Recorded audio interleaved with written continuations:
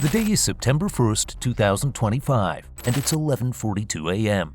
A squad of Russian soldiers walks into what looks like an abandoned building on the outskirts of Kherson. Cracked plaster, sagging roof tiles, just another war-torn shell. But hidden inside is one of Russia's most critical assets on the western bank of the Dnipro, a covert command post directing over 40 Shahed drones toward Kyiv every week and launching at least 30 Lancet strikes against Ukrainian artillery. To the Russian officers, it's the perfect hideout, buried in a residential block, almost impossible to detect. What they don't know is that Ukrainian intelligence discovered this site days ago. Every emission, every movement has been tracked by a Lancet 100 UAV, streaming every detail back to Kyiv. And as these soldiers step through the doorway today, they have less than 15 minutes to live. Because hurtling toward them at nearly 500 knots is a lone Ukrainian MiG-29, carrying two of the most precise weapons in modern warfare, GBU-39 small-diameter bombs. Each one a 250-pound messenger of destruction, guided to within 3 feet of its target. This is a 21-minute mission that changed the battlefield. 1 jet, 2 bombs, and the anatomy of the perfect strike. The GBU-39 small-diameter bomb is a masterpiece of precision engineering. At 6 feet long and 7.5 inches in diameter, it is 250 pounds of focused lethality. But here's what makes it dangerous. Those folding diamond-shaped wings allow it to glide more than 60 miles from its release point, turning a fighter jet into a long-range sniper. But for this mission to succeed, the pilot would have to fly a low-level attack run through some of the most heavily defended airspace in the war zone. One timing error, one wrong turn, and Russian air defenses would tear him from the sky. And to carry out this mission, the Ukrainian Air Force assigned a single MiG-29. No fighter escort, no backup, just one pilot, one jet, and a suicide mission flight profile.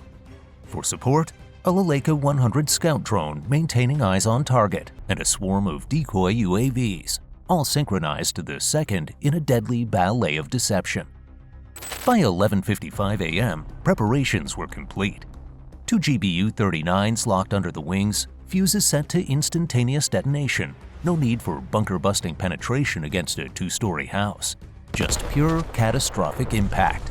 For defense, an SPS-141 jamming pod hung beneath the fuselage, ready to blind Russian radars.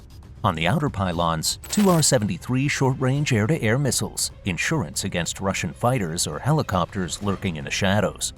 Under the inner wings, 2 370-gallon drop tanks extended the jet's combat range and guaranteed fuel for a high-speed escape.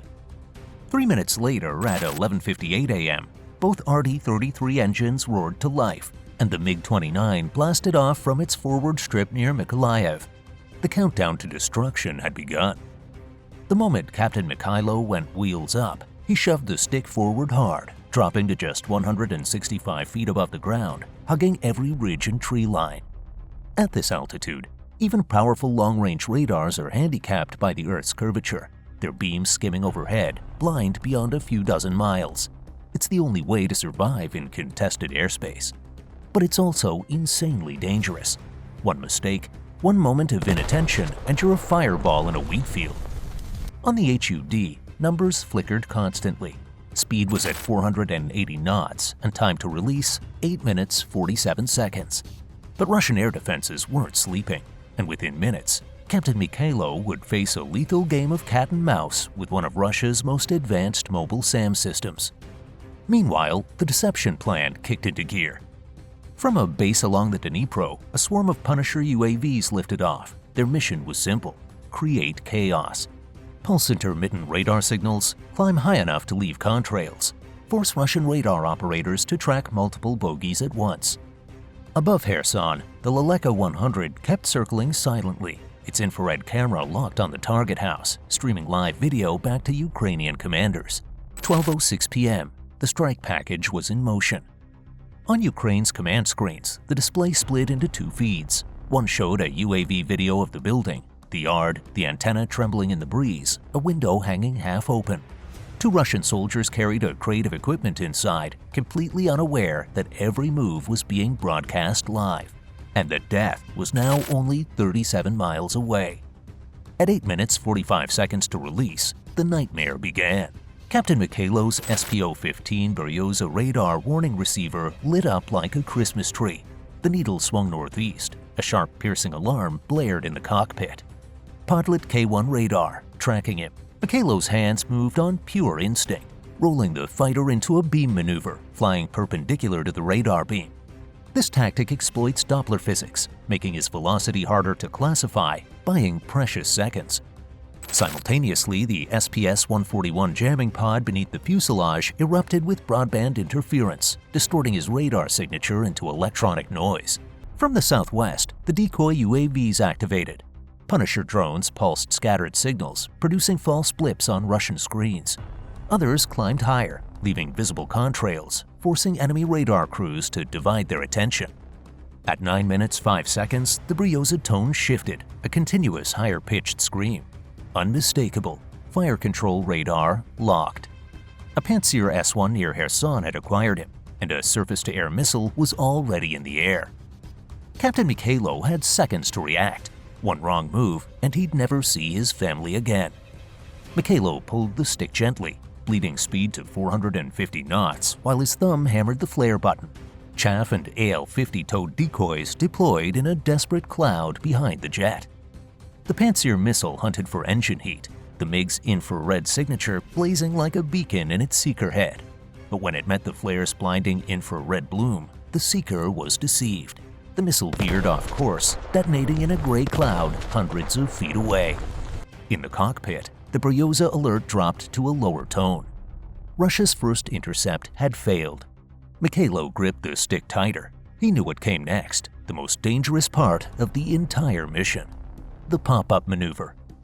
To release the bombs, he'd have to climb thousands of feet, exposing himself completely to every Russian radar and missile system within 50 miles. It was either commit now or abort and go home empty-handed. At 9 minutes 40 seconds to target, with only 17 miles remaining, he hauled back hard on the stick. The MiG-29 pitched up violently, 35 to 40 degrees, climbing to 6,500 feet within seconds. This pop-up was essential. The higher and faster the release, the farther the GBU-39s would glide. The more stable their trajectory, the deadlier their precision. On the HUD, red letters flashed, release point in range. The mission computer locked the target coordinates, syncing GPS and INS. On the weapons panel, Mikhailo's hands moved with practiced speed. He glanced at the HUD one last time. Target coordinates glowed clear. Estimated circular error, plus or minus 2 feet. Almost perfect. Mikhailo gripped the stick firmly, thumb hovering over the release button. One deep breath, then his thumb pressed down. The strike. Both GBU-39s dropped in sequence from their pylons. As they separated, diamond-shaped folding fins snapped open with mechanical precision, transforming them from bombs into aerodynamic gliders. Their INS GPS guidance systems activated immediately, locking onto target data already uploaded from the Laleka overhead. The MiG-29 pushed down hard, diving back to 165 feet, racing low and fast to escape Russian radar coverage and missile envelopes. The jet's role was done. From here, everything depended on the bombs. The GBU-39s glided at nearly Mach 0.9, descending toward the outskirts of Kherson. At 12:10 p.m. and 12 seconds, less than 1 mile from the target, the Laleka 100 zoomed in. The bomb dove at a 40-degree angle, closing at nearly Mach 0.9. The two-story house filled the frame. Inside, Russian operators hunched over laptops, preparing UAV launch orders. They had no idea death was less than 10 seconds away. The GBU-39 switched to terminal guidance mode. A blinding flash tore across the screen. A thunderous explosion followed. One bomb punched through the exterior wall, its instantaneous fuse detonating on impact. The building erupted in a cataclysm of fire and pressure. Smoke and debris shot skyward in a column hundreds of feet high. The shockwave rattled the Laleka's camera violently, shaking the feed. Seconds later, the structure was simply gone, flattened into rubble and ash. The antenna lay twisted and mangled. Laptops and equipment crates were hurled dozens of yards away in every direction. Around 20 Russian personnel, UAV controllers, technicians, officers were killed instantly. None survived. At 12:12 p.m., the Lancet banked overhead and transmitted the words Ukrainian command had been waiting for. It confirmed, target destroyed. On the battlefield map, a red X marked the coordinates, but the real consequences were only just beginning. The effects were immediate and catastrophic. At least 3 Russian UAV strikes scheduled for that afternoon were cancelled on the spot. Controllers were dead, equipment was destroyed, the network was blind. Artillery fire went silent without drones for spotting coordinates. One exposed battery, suddenly vulnerable without aerial reconnaissance, was obliterated by HIMARS within the hour. Russian special forces lost their eyes in the sky. Planned ambushes and raids were delayed or aborted entirely. Logistics convoys halted. Without UAV cover, Russian commanders refused to move supplies in daylight, forcing them to wait until nightfall, disrupting supply lines to the front for the next 48 hours. One single strike had triggered a chain reaction across the entire operational area, crippling firepower, disrupting logistics, paralyzing reconnaissance. At 12:20 p.m., Captain Mikhailo's MiG-29 touched down safely on its forward strip. The entire mission lasted just 21 minutes from takeoff to landing. One command post erased, one UAV team was annihilated, an entire drone network paralyzed. In the Ukrainian command room, there were no dramatic speeches, no celebration, just a single short line added to the mission report. 2 GBU-39s, 1 target, complete success. The Kherson airstrike was not a massive battle. No hundreds of cruise missiles, no tank columns clashing in the steppe, no artillery storms lighting up the night sky. Just one solitary sortie. And yet, in that smallness lies the very essence of modern warfare, where one pilot flying one jet carrying 2 precisely guided bombs, backed by intelligence, coordination, timing, and courage, is enough to shift the entire balance of a battlefield. If this story pulled you in, wait till you see how Ukrainian drones strike Putin's secret mansion. Watch it next. Link below.